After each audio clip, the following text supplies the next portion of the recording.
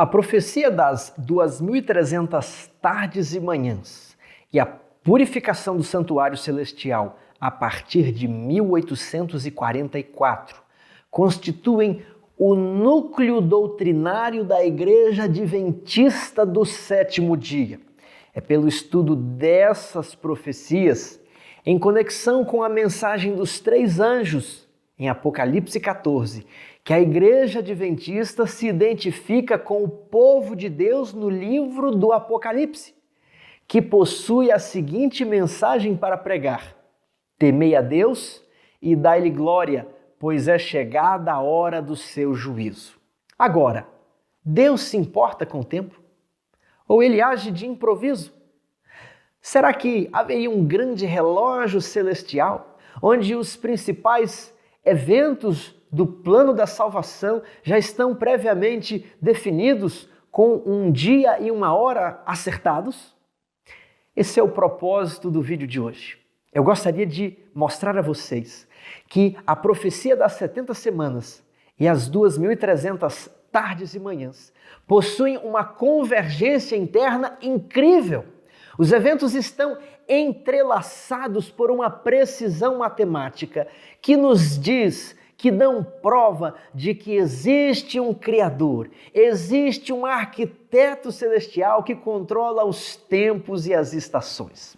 Antes de mais nada, eu gostaria de lhes apresentar esta obra, A Astronomia e a Glória do Adventismo. É com base nela que nós vamos apresentar a precisão matemática das 2.300 tardes e manhãs e das 70 semanas. Juarez Rodrigues de Oliveira dedicou mais de 20 anos à mais intensa pesquisa, a fim de reunir informações arqueológicas, dados históricos, conjugar todos esses dados com informações astronômicas e com os eventos do relato bíblico. E após essa extensa pesquisa, Juarez conclui que a interpretação adventista dos 2.300 dias e das 70 semanas possui credibilidade científica, possui sustentação histórica e, como diz Ellen White, nenhum alfinete sequer pode ser movido dessa eterna e segura plataforma. O livro é escrito em coautoria com Anderson Velten, que também faz importantes contribuições para esse assunto. O vídeo de hoje trará informações, trará comentários que estão no capítulo 4 desta obra, que trata justamente da precisão matemática da profecia. Então, vamos analisar alguns textos bíblicos. E eu trago aqui Gálatas 4:4. Vindo, porém, à plenitude do tempo, Deus enviou seu Filho nascido de mulher, nascido sob a lei. Quando ele enviou seu Filho? Na plenitude do tempo, quando o tempo se cumpriu, quando o relógio celestial marcou o momento, Jesus Cristo nasceu em Belém. E é até um detalhe curioso que os magos que vieram do Oriente conseguiram descobrir o momento do nascimento do Salvador. Ora, eles estudaram pelas profecias que havia um momento onde ele deveria iniciar o seu ministério. E se os judeus iniciam o seu ministério aos 30 anos, logo, ele deveria nascer 30 anos antes dessa data. Então, quando os magos veem a estrela que está brilhando ali, guiando-os até Belém, e eles leem a profecia de Balaão que um cetro subirá de Judá, eles entendem que aquele era o sinal do Messias que veio a este planeta. Quando? Na plenitude do tempo. Veja Marcos 1, 14 e 15. Depois de João ter sido preso, foi Jesus para a Galileia pregando o evangelho de Deus, dizendo: o tempo está cumprido e o reino de Deus está próximo. Arrependei-vos e crede no evangelho. Aqui é o detalhe que o tempo está cumprido. Qual tempo? O das 69 semanas. Inicia-se nesta data, a última das 70 semanas, o tempo estava cumprido, Cristo deveria iniciar o seu ministério. Agora, João 2,4. Mulher, que tenho eu contigo, ainda não é chegada a minha hora? Jesus Cristo tinha noção de um relógio que determinava cada passo do seu ministério. João 7, 6 e 8. o meu tempo ainda não chegou, mas o vosso sempre está presente. Subi vós outros à festa. Eu, por enquanto, não subo, porque o meu tempo ainda não está cumprido.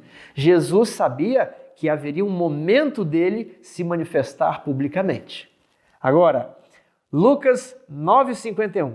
Ao se completarem os dias em que ele devia ser assunto ao céu, manifestou no semblante a intrépida resolução de ir para Jerusalém. No texto anterior ele diz, não subirei a Jerusalém porque o meu tempo não se completou. Mas ao se completarem os dias, então Jesus deveria ir a Jerusalém. João 7,30. Então procuravam prendê-lo, mas ninguém lhe pôs a mão, porque ainda não era chegada a sua hora, de modo que Cristo não poderia sofrer até que chegasse a metade da última semana. Por isso, ninguém lhe poria a mão. João 8,20, proferiu ele estas palavras no lugar do gasofilácio, quando ensinava no templo, e ninguém o prendeu, porque não era ainda chegada a sua hora. Vejamos agora João 12, 23 e 27. É chegada a hora de ser glorificado o Filho do Homem. Agora está angustiada a minha alma, e que direi eu? Pai, salva-me desta hora.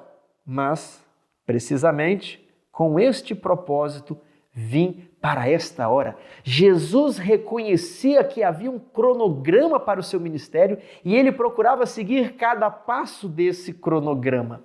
João 17,1 levantou os olhos ao céu e disse: Pai, é chegada a hora. Glorifica a teu Filho, para que o Filho te glorifique a ti.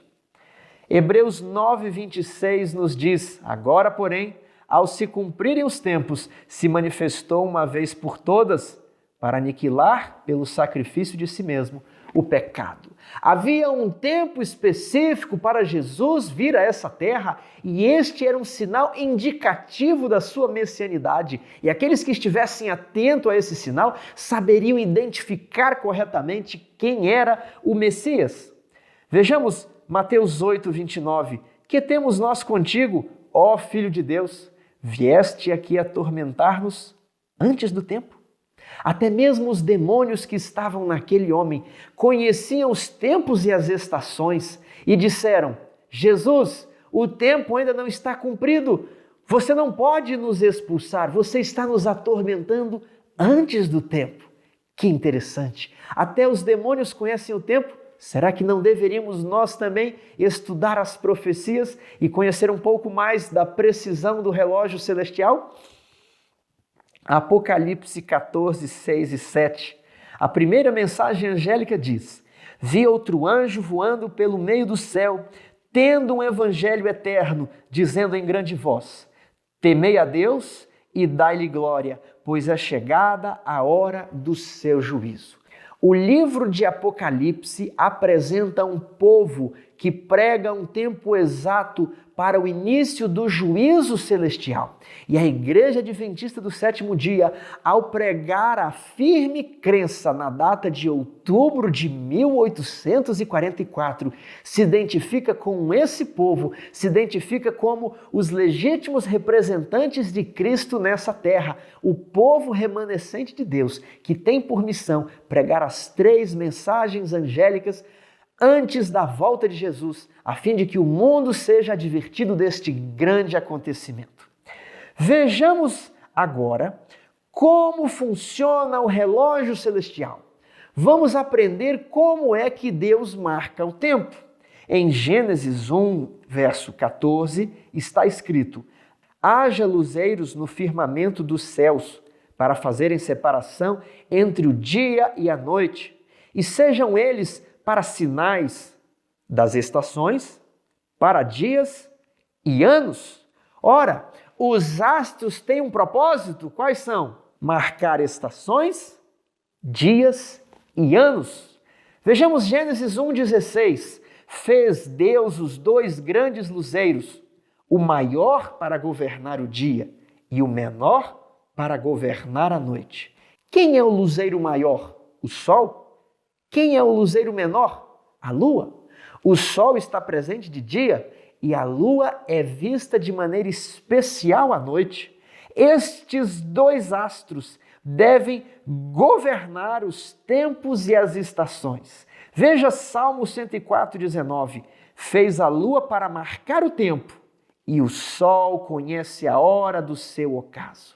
Para que serve a lua? É apenas para tirarmos fotos românticas com o nosso esposo ou a nossa esposa? Não!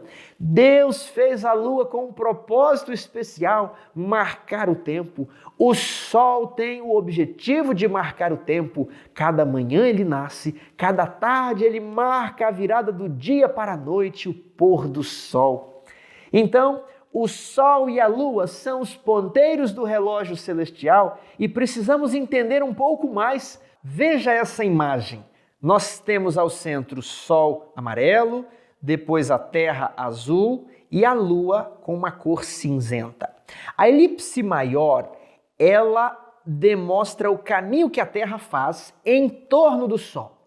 E a Terra leva 365,2422 dias para percorrer uma volta completa em torno do Sol.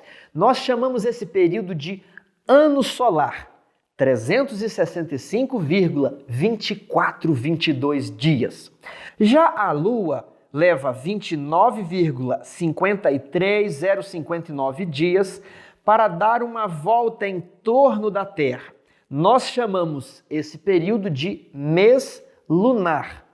Não é nem 29 e nem 30, mas 29,5. 29,53059 dias.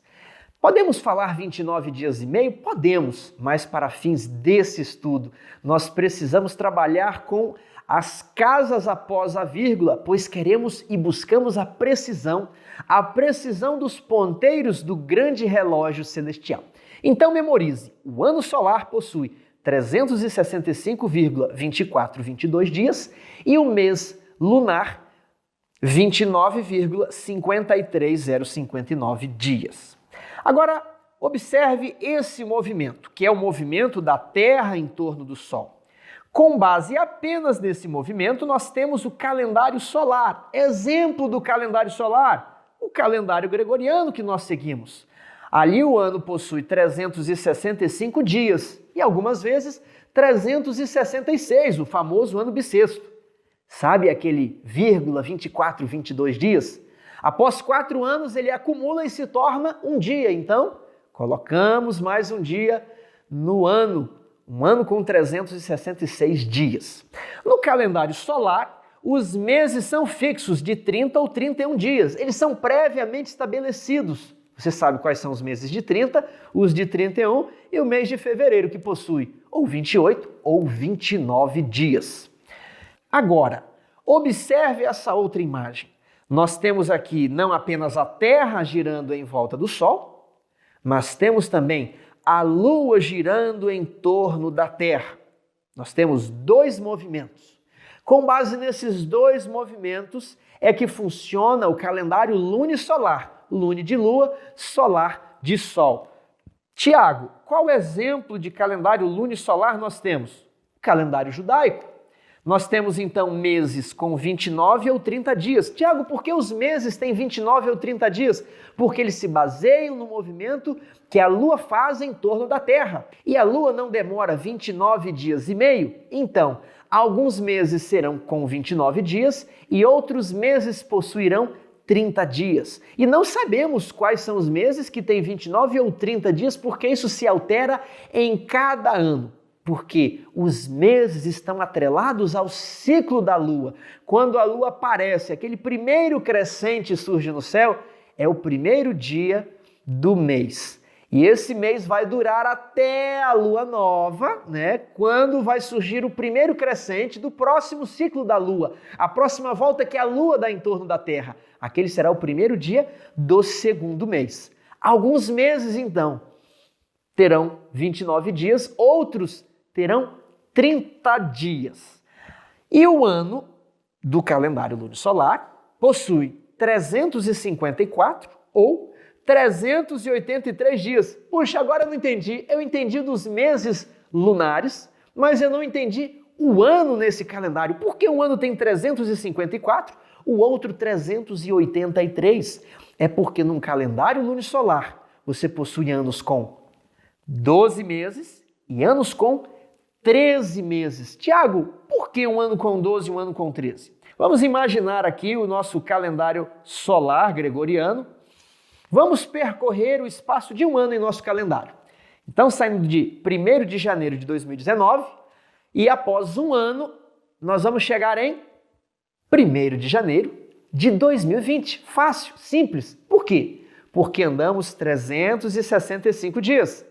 Agora, no calendário lunisolar, que é o calendário judaico, vamos fazer a mesma coisa.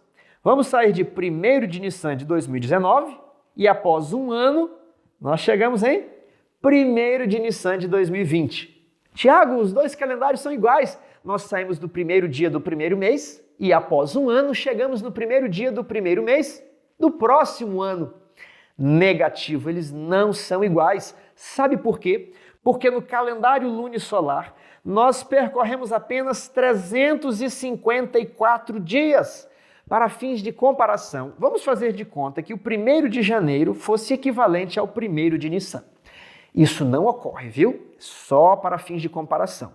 O mês de Nissan ele é equivalente a março, abril do nosso calendário. Mas vamos fazer de conta que 1º de Nissan de 2019 coincidir com o 1º de janeiro de 2019. Após andarmos 354 dias, vamos chegar em 20 de dezembro de 2019. Nós não conseguimos chegar em 2020, por quê? Ficaram faltando 10 a 11 dias para chegarmos em 1º de janeiro de 2020, porque o calendário lunisolar possui um ano com 354 dias e ele é mais curto que o ano solar do calendário gregoriano. Então, no calendário lunisolar, o ano terminou 11 dias antes que a Terra desse uma volta em torno do Sol. Se você prestar atenção, em poucos anos, os calendários não ficarão mais sincronizados, porque o calendário lunisolar possui um ano mais rápido, ele está adiantado. E depois de 3 anos, você já tem uma diferença de 30 dias.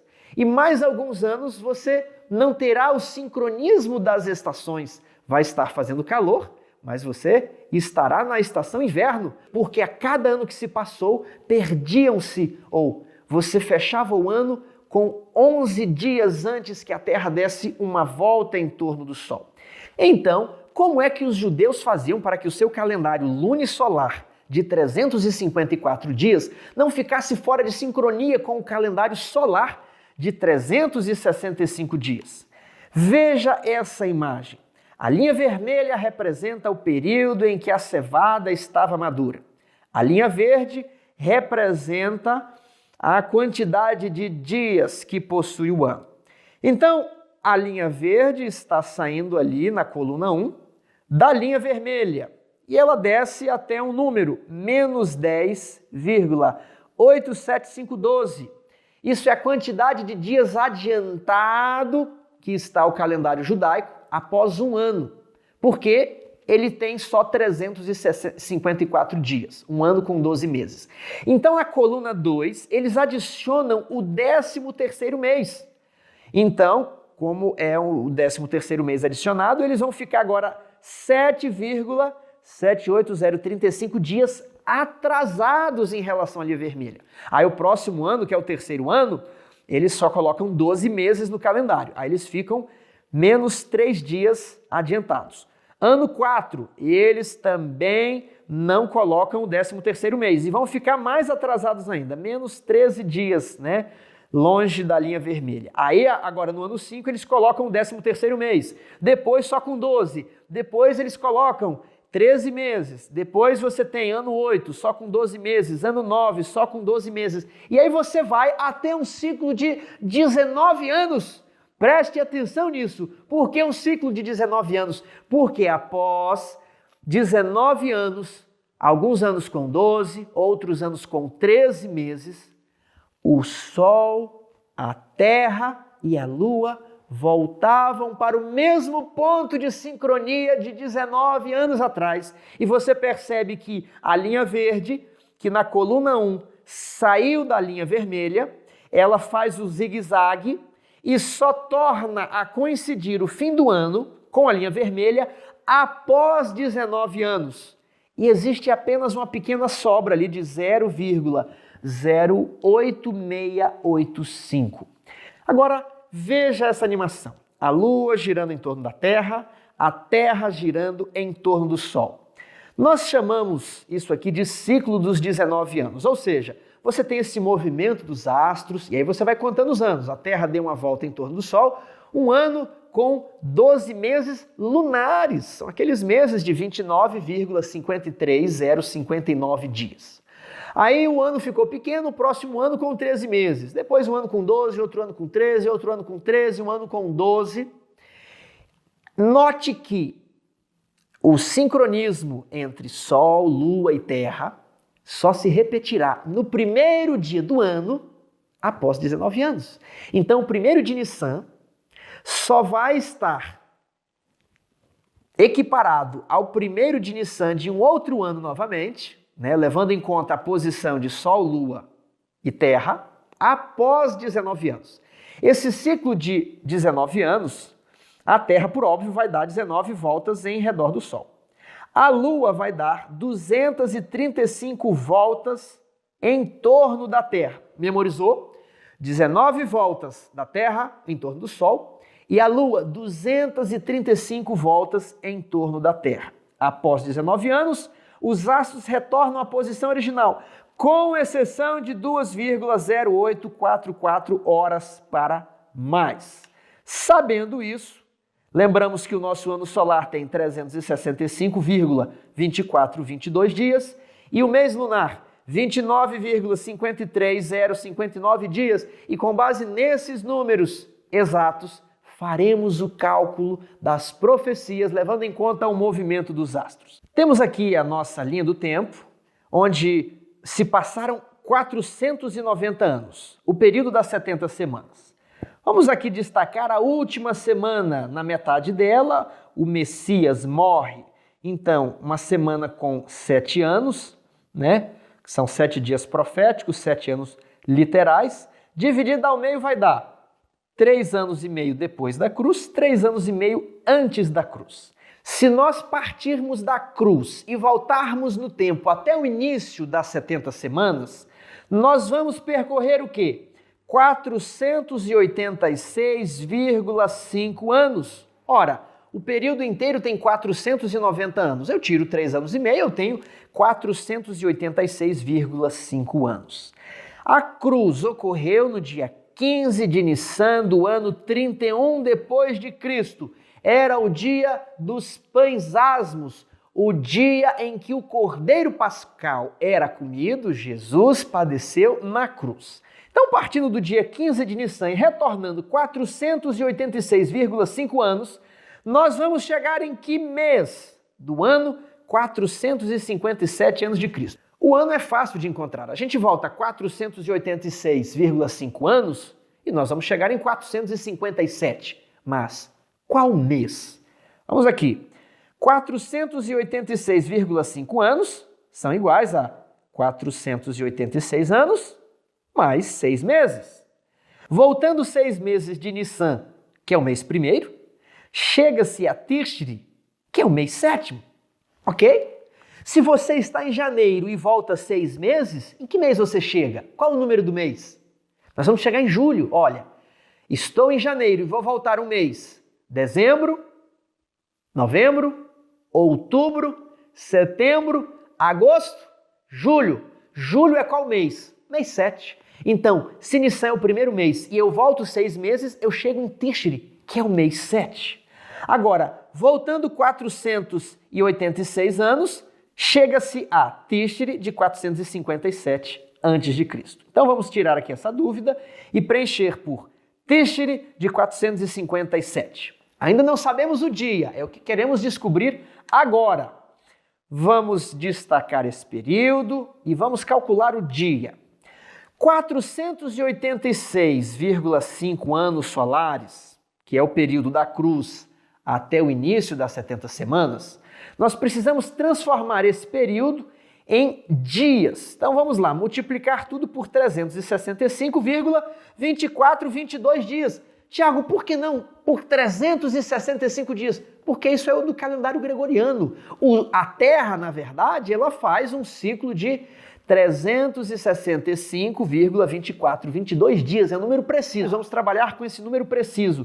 Teremos o quê? 177.690,3303 dias. Agora nós precisamos transformar esses dias em meses lunares. Então eu vou dividir tudo pela quantidade de dias que tem um mês lunar, 29,53059 dias. Chegamos a 6.017 lunações. 6.017,1615 lunações. O que é isso? A Lua fez 6.017 giros em torno da Terra nesse período aí da cruz até o início das 70 semanas.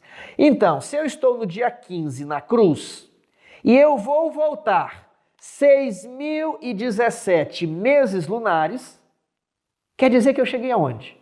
Eu cheguei em outro dia 15. Tiago, eu não entendi. Imagine aqui que você está com uma roda de caminhão. E essa roda de caminhão tem o pisto ali onde é introduzido o ar para expandir ali a câmera daquele pneu de caminhão, ok? Então, se você der uma volta completa, você vai chegar onde? No mesmo lugar. E aí você dá outra volta completa, você chega aonde? No mesmo lugar. Se você der 6.017 voltas completas, você chega aonde? No mesmo lugar. Então, se você está no dia 15 do ciclo da Lua, e o mês é lunar, o mês está atrelado ao ciclo da Lua. Então, se você está no dia 15 do ciclo da Lua e dá 6.017 voltas, você vai chegar no dia 15 de algum outro mês. Não conseguimos definir o mês por esse cálculo, mas conseguimos definir o dia. Como nós já havíamos definido o mês no cálculo anterior, nós temos aqui definido o dia. Tiago, e aquele restinho depois da vírgula 1615? Vamos ali, ó, 0,1615. Vamos voltar aqui, vamos multiplicar isso por 29, né, 0,53059 dias, né, que é o mês lunar. Vamos transformar esse mês lunar aqui que está quebrado em dias. Eu vou ter o quê? 4,76 dias. Vamos agora voltar, né? Eu cheguei já no dia 15 e agora eu vou voltar mais um pouquinho. Vamos lá. Dia 10. 10 de quê? 10 de Tishri. Se eu estava em 15 de Nissan, do ano 31, que é o ano da cruz de Cristo, e eu volto, 6.017 lunações, mais um pouquinho, eu vou chegar no dia 10 de Tishri de 457. Tiago, eu não entendi aquele quebradinho após a vírgula dos 4,76 dias. Vamos ver aqui. Você está no dia 15 de Tishri de 457. Aí você passou um dia, chegou no dia 14. Tirou mais um dia, dia 13. Tirou mais um dia, dia 12. Tirou mais um dia, você chegou aonde? No dia 11. Então você tirou 4 dias, chegou no dia 11. Agora tem mais quase um outro dia, aquele 0,76 ali. Você tem algumas horas ali. Aquelas horas vão te jogar para dentro do dia 10. Então, esse cálculo mostra como, retroagindo 486 anos e meio pelos astros, pelo Sol e pela Lua, nós vamos chegar no dia 10 de Tishri de 457. Que data é essa, Tiago? É o dia da expiação de 457, o ano que Esdras, com o decreto de Artaxerxes, chega lá em Jerusalém. É o dia da expiação. E o tempo é exato. Você sai de uma Páscoa ali no ano da morte de Jesus e chega no dia da expiação do ano que Esdras estava ali com o decreto de Artaxerxes. Vamos avançar esse cálculo. Vamos agora calcular o dia das 2.300 tardes e manhãs. Vamos partir então de 1º de Tishri de 457. Vamos avançar 2.300 anos no tempo. E vamos descobrir em qual dia nós chegamos do ano 1844. Vamos lá. Avançando 2.300 anos solares, transformando isso aqui em dias, eu vou ter 840.057,06 dias. Agora eu vou transformar isso em meses lunares. Vou dividir pelo Tempo do mês lunar. Eu tenho aí 28.447 lunações, 0,124, um quebradinho. De posse dessa informação, vamos agora sair de 10 de Tíxeri de 457, vamos percorrer 28.447 meses lunares e vamos chegar em qual dia? No dia 10. Tiago, como é que você tem certeza que você chega no dia 10? Porque eu não estou considerando a sobra aqui. Lembra do exemplo da roda do caminhão? Eu fiz uma volta completa. Se eu estou fazendo uma volta completa da Lua a partir do dia 10 do seu ciclo, eu vou chegar em outro dia 10 do ciclo da Lua. Então eu já tenho aqui o dia, é o dia 10. O período das 2.300 tardes e manhãs terminam em um dia 10. Vamos agora trabalhar com um restinho de 0,0124 lunações. Vamos transformar isso aqui em dias. Aliás, em dias não. Primeiro transforma em dias, multiplica por 24 e transforma em horas. Vamos ter 8,78 horas. Isso não foi suficiente para me jogar no dia 11, porque o dia tem 24 horas. Se eu saio de um dia 10, eu vou chegar em outro dia 10. Mais 8 horas, ainda estou dentro do dia 10. Então, isso aqui é incrível. Tiago, mas não dá para fazer isso com 2.299 dias. Não, não dá. Pode tentar sair de um dia 10, avançar 2.299 dias e achar que vai chegar em outro dia 10. Não chega, porque esse aqui é um calendário lunisolar, não é um calendário gregoriano, um calendário solar que você sai do dia 1º de janeiro e chega no dia 1º de janeiro. Não é. Se você tentar fazer o cálculo com 2.301 anos, também não vai chegar no dia 10. Ok, de posse dessas informações aqui, vamos lembrar, 2.300 anos solares são iguais a 28.447 lunações. Vamos colocar esse número ali em cima para a gente não esquecer. E agora vamos trabalhar com as lunações para nós calcularmos o mês ali em 1844, em que terminam as 2.300 tardes e manhãs. Vamos trabalhar com as lunações. Tiago, não dá para trabalhar de outra maneira? Não, porque no presente caso nós vamos ter de fazer uso do ciclo de 19 anos. Lembra que a Lua gira em torno da Terra e a Terra gira em torno do Sol. O ciclo de 19 anos, ele tem então 19 voltas da Terra em volta do Sol e 235 voltas que a Lua faz em torno da Terra. Então, de posse dessa informação, temos ali, vamos dividir os meses lunares pela quantidade de voltas que a Lua dá em torno da Terra em um ano, 235. Ali, olha, vamos então ter 121 ciclos. 121 ciclos de 19 anos. 121 ciclos de 19 anos, mais 12 meses, que não dá para fechar um ciclo, né? É uma sobra. De posse dessa informação, vamos deixar os 12 meses de lado e vamos trabalhar com 121 ciclos. Então, saindo de 10 de Tíxeri de 457 e avançando 121 ciclos, eu terei percorrido 2.299 anos. Vou chegar onde? Em 10 de Tíxeri. De que ano? 1843. Puxa, 1843, mas não é 1844. Temos de chegar em 1844.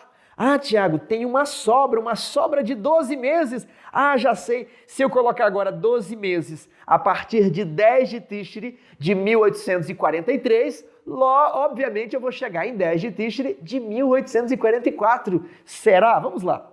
Avançando 12 meses lunares a partir de 10 de Tíxeri de 1843, vou chegar em 30 de Elul de 1844. 30 ou 29 ali, a depender do cálculo, né? Não chegamos no dia 10 do 7º mês em 1844. Por que não? Porque os 12 meses do calendário lunisolar são 12 meses de 29 ou 30 dias. O ano é de 354 dias, então falta um período. Puxa vida, então essa profecia não vai bater? Vai sim. Nós estamos esquecendo de uma coisa. Sabe o que é? Nós estamos esquecendo da exceção de 2,0844 horas para mais. O ciclo de 19 anos faz a Terra, a Lua e o Sol estar em sincronia novamente, mas há uma diferença de 2 horas e um pouquinho. Agora, vamos calcular essas 2 horas? Vamos lá, vou pegar 2 horas, 2 horas e um pouquinho, e vou multiplicar pela quantidade de ciclos que nós avançamos de 10 de Tishri de 457 até 10 de Tishri de 1843. Avançamos 2.299 anos. Haviam ali 121 ciclos completos. Então, cada ciclo acumula-se 2 horas. Multipliquei e vou dividir por 24 para ter o resultado em dias. Apareceram ali 10,5088 dias, 10 dias e meio. E agora, se eu adiciono mais 10 dias na minha conta, eu vou chegar onde? Em 10 de Tishri de 1844, saímos do dia da expiação de 457 e chegamos no dia da expiação de 1844, utilizando uma ciência exata, utilizando a matemática, utilizando a razão, o que nos demonstra, o que comprova uma precisão matemática da profecia das 70 semanas em conexão com as 2.300 tardes e manhãs. Não utilizamos a Bíblia, utilizamos apenas a ciência, o movimento da lua e o movimento do sol, operando e trabalhando um em torno do outro ao longo dos anos, ao longo dos séculos, ao longo dos milênios. Nós temos a precisão de um cálculo profético, um cálculo que o homem jamais poderia conceber nessa distância de mais de 2 milênios.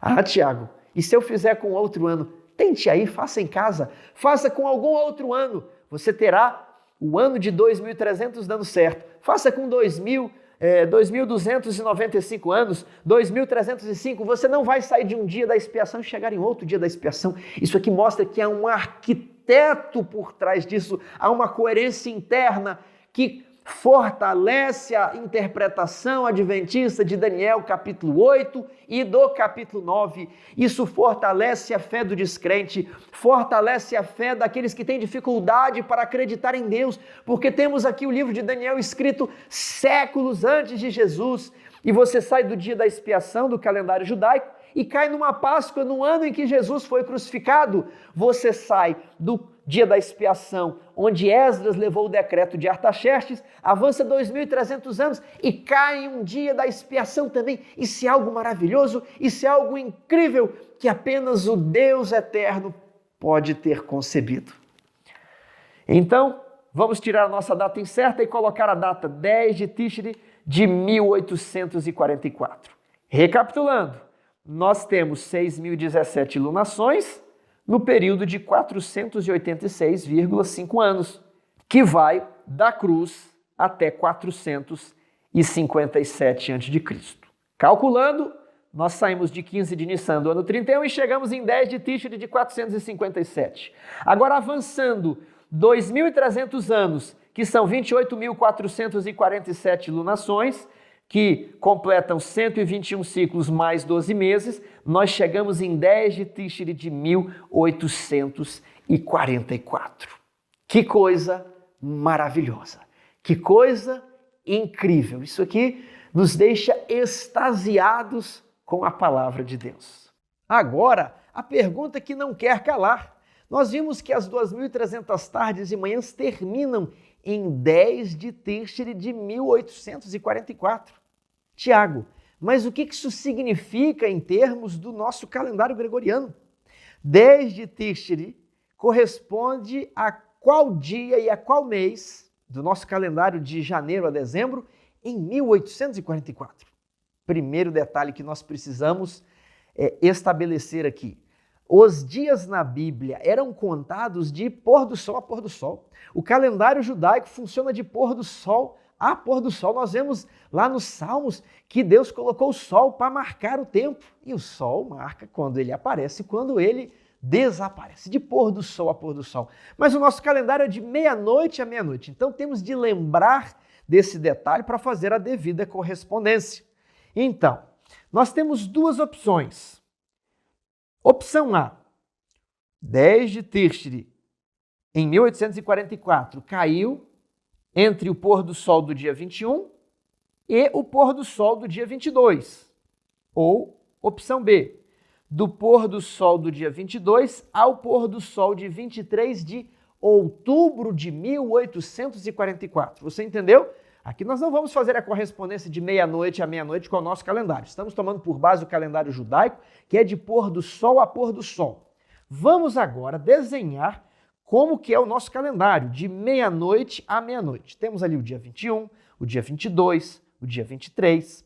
Agora vamos desenhar o dia segundo o calendário judaico, de pôr do sol a pôr do sol, 10 de Tishri, ali onde aparece o quadradinho do 10, a parte escura é que ficou pôr do sol, né? O sol se escondeu e começou a noite. A parte clara é quando amanhece, ok? A divisão ali da parte escura da parte clara. E quando termina o quadradinho 10, é o pôr do sol ali do fim do dia 10 de Tishri. Então, na opção A, o pôr do sol seria do dia 21 ao dia 22 na configuração ilustrada no gráfico. Opção B, o dia 10 de Tishri abrangeria o final ali do 22 e estaria situado na maior parte no dia 23. E aí, Tiago, quem está correto? Qual é a opção acertada? Bem, vamos colocar isso aqui para cima e vamos falar de dois homens. O primeiro deles, Leroy Frum. Leroy Frum foi um eminente teólogo adventista, principalmente nas décadas de 70 e 80. Ele é responsável por livros de grande circulação, como A Profética Fé de Nossos Pais. Ainda não está traduzida para o português. Leroy Frum também participou da produção do livro Questões sobre Doutrina, esse sim, traduzido para o português. Leroy Frum, talvez sem avaliar muito bem a questão, se adiantou e respondeu o seguinte: o dia 10 de Tishri caiu do pôr do sol do dia 21 até o pôr do sol do dia 22. Um outro homem respondeu a essa questão e, por ironia do destino, o seu nome é M.L. Andreessen.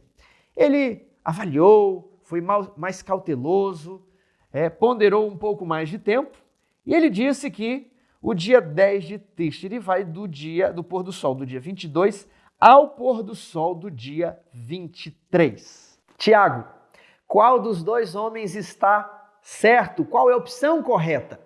Nós precisamos ser justos e dizer que M.L. Andreessen está absolutamente certo e que, infelizmente, Leroy Frum errou as contas. Tiago, como é que nós podemos ter certeza disso? Basta observar o ciclo da Lua.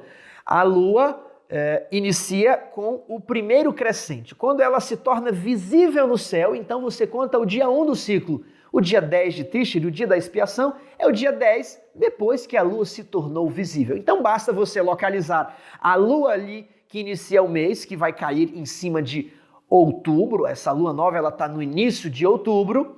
E você vai verificar por meio de um programa de astronomia quando foi possível avistar essa Lua. Tiago, mas avistar essa Lua onde? Nos Estados Unidos? Não! Avistar essa Lua em Jerusalém. Ora, se o período se inicia em 457, no dia da expiação de 457, no dia 10, ele precisa terminar no dia 10 do mesmo local, que é Jerusalém, que é Israel. Então nós precisamos olhar em um programa de astronomia que ele pode refazer o céu do passado e verificar quando era possível de enxergar a Lua para aparecer ao olho humano e então começar o mês. A data que Leroy Frum propõe, a Lua está quase na altura do horizonte, quase 0 grau, impossível de ser vista a olho nu.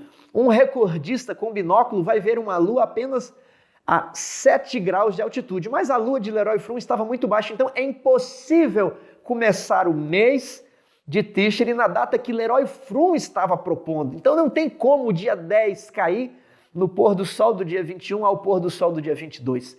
M.L. Andreessen acertou com precisão essa data. Vamos ver o que eles fizeram. Aqui nós temos o mapa do mundo com os seus respectivos fuso horários. Esse quadradinho vermelho, nós marcamos aqui o fuso horário de Jerusalém. E o quadradinho azul, o fuso horário de Boston, ali na costa leste dos Estados Unidos, onde estavam os mileritas aguardando a volta de Jesus.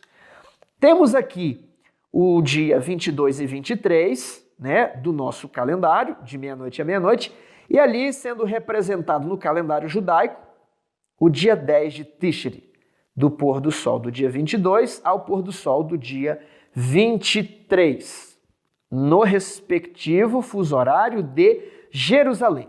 Qual era o ponto alto do dia da expiação em Jerusalém? Sempre foi a hora do sacrifício da tarde. Qual que é a hora do sacrifício da tarde? Às 3 horas da tarde. Às 3 horas da tarde, muita coisa aconteceu. É às 3 horas da tarde que Jesus morre e o véu do santuário se rasga ao meio. É às 3 horas da tarde que o anjo vai lá e fala: Daniel, enquanto você orava, eu vim aqui no princípio das tuas súplicas, Deus me mandou vir para te fazer dar o entendimento. É no horário do sacrifício da tarde que o fogo desce do céu ali no Monte Carmelo com Elias. Vários eventos na Bíblia acontecem na hora do sacrifício da tarde. O ponto alto do dia da expiação é a hora do sacrifício da tarde, quando o sacerdote abençoava o povo após realizar o sacrifício. Agora, fazendo a precisa correlação do fuso horário de Jerusalém, representando o dia da expiação em Jerusalém com o que aconteceu em Boston, nós temos mais ou menos isso aqui. O dia da expiação em Jerusalém se iniciou perto do meio-dia do dia 22 de outubro, lá na costa leste dos Estados Unidos, ok? Você vê representado pelo gráfico. E o horário do sacrifício da tarde em Jerusalém correspondia às 8 horas da manhã do fuso horário de Boston. E o que aconteceu às 8 horas da manhã em Boston? Nada. Mas nós temos algo muito curioso que aconteceu perto dali, em Port Gibson. Vamos colocar mais 1 hora e chegamos a 9 horas da manhã do dia 23 de outubro em Port Gibson, tendo como base o horário de Jerusalém, no sacrifício da tarde. Em Port Gibson, nós temos Irã Edson andando pelo meio do milharal e descrevendo no seu registro: eu vi os céus abertos e Jesus Cristo entrando no segundo compartimento do santuário celestial. Eu vi. O que seria isso? Uma visão? Não sabemos. Mas quando as 70 semanas terminaram, um homem chamado Estevão, ele diz: olhei e vi o céu aberto e o Filho do Homem assentado ao lado do Pai. E é muito curioso que ao fim das 2.300 tardes e manhãs, um homem também diz ter visto o céu aberto e Jesus Cristo saindo do primeiro compartimento e indo ter com o Pai no Santo dos Santos do santuário celestial, no exato momento em que Israel se praticava o sacrifício da tarde do dia da expiação, 2.300 anos do dia da expiação, onde Esdras estava presente ali em 457 em Jerusalém. E aí que se conclui que Apocalipse 14, 6 e 7 possui uma mensagem de tempo precisa. Chegou a hora do seu juízo. As 3 mensagens angélicas possuem um tempo preciso. O movimento adventista aparece nas páginas do Apocalipse dentro de um tempo preciso. Deus tem um povo que se levanta, que tem a fé de Jesus ou a fé em Jesus, que guarda os mandamentos de Deus e que tem o testemunho de Jesus, que é o espírito de profecia. Tudo isso apoiado por um cálculo matemático, com uma base científica, tendo a observação da natureza, dos movimentos do Sol e da Lua, dando consistência, dando uma coerência interna para os eventos dessa profecia e afirmando que há uma data precisa para iniciar o julgamento no Santo dos Santos. Essa é a grandiosa mensagem, essa é a glória do Adventismo, uma comprovação científica do que temos pregado há mais de 170 anos. A outra coisa para a qual eu gostaria de chamar a sua atenção.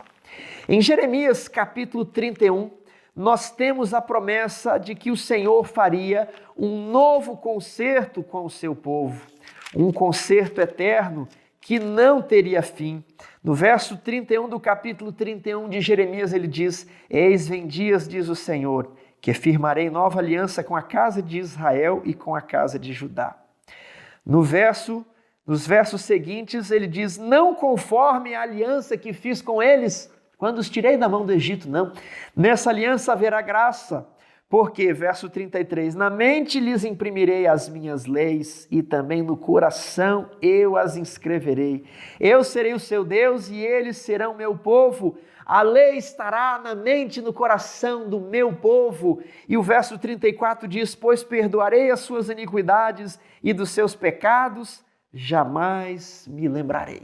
Há uma promessa de que quando Jesus morresse na cruz do Calvário, essa nova e eterna aliança seria ratificada, confirmada para sempre, uma aliança que permitiria que o povo de Deus tivesse a lei no coração e que os seus pecados fossem apagados. Misericórdia dentro do santuário não terrestre, mas do santuário celestial. Esse é o plano da salvação, a promessa de graça, a promessa de redenção, a promessa de que se cairmos, Ele tem poder para nos restaurar e para purificar de todos os pecados. Agora veja como termina o capítulo 31 de Jeremias e eu projeto na tela os versos 35 e 36. Assim diz o Senhor, que dá o sol para a luz do dia e as leis fixas à lua e as estrelas para a luz da noite, que agita o mar e faz bramir as suas ondas. Senhor dos exércitos é o seu nome. Se falharem estas leis fixas diante de mim, diz o Senhor, deixará também a descendência de Israel de ser uma nação diante de mim para sempre. Sabe o que esse texto está dizendo? Que se a lua não cumprir o seu ciclo de 29,53059 dias, se a terra não fizer uma volta em torno do sol em 365,2422 dias, se essas leis fixas não funcionarem, então o nosso Deus também não será fiel à aliança que Ele propõe, não haverá uma aliança de graça nem de perdão dos pecados. Mas o texto diz de que se esses eventos, se esse ciclo continua por séculos e milênios, as misericórdias de nosso Deus também estão se renovando a cada manhã. Quer dizer que ainda existe graça, que existe um Cristo no Santo dos Santos, apontando as mãos feridas para o Pai, dizendo: Pai, perdoa-lhes, dá-lhe mais tempo, dá-lhe mais graça. O sol e a lua girando sobre as nossas cabeças a cada manhã, a cada noite, representam a fidelidade de Deus para com o povo. Faz-nos lembrar da eterna aliança de Cristo morrendo sobre a cruz do Calvário e de Cristo no Santo dos Santos do santuário celestial. Agora, preste atenção a essa cena. Nós temos aqui os astros girando no céu, temos a lua girando em torno da terra, a terra e os demais planetas girando em torno do sol, e o sol girando em torno da Via Láctea, da nossa galáxia, e todas essas galáxias girando ao redor do trono de Deus, pois Jesus Cristo com a sua mão colocou todas essas coisas em eterna e perfeita sincronia para girar em torno do seu trono, em torno do santuário celestial. Quão grande é nosso Deus, quão inescrutáveis são os seus caminhos, quão grandioso é o universo que Ele criou e como do pouco que nós podemos conhecer, nós nos maravilhamos pelo amor desse Criador que se fez homem, veio aqui a esta terra, morreu sobre a cruz para que tivéssemos o perdão dos nossos pecados e hoje está no santuário celestial para que nós pudéssemos vencer todas as nossas fraquezas. Enquanto estas leis fixas estiverem em vigor, todas as manhãs, quando olharmos para o céu e virmos o sol e a lua girando sobre as nossas cabeças, tenhamos fé de que existe um Redentor acima de nós. Ele cuida de nós, Ele se lembra de nós, Ele nos salvará e em breve voltará para nos levar ao céu. Mantenha firme a sua fé. Amém.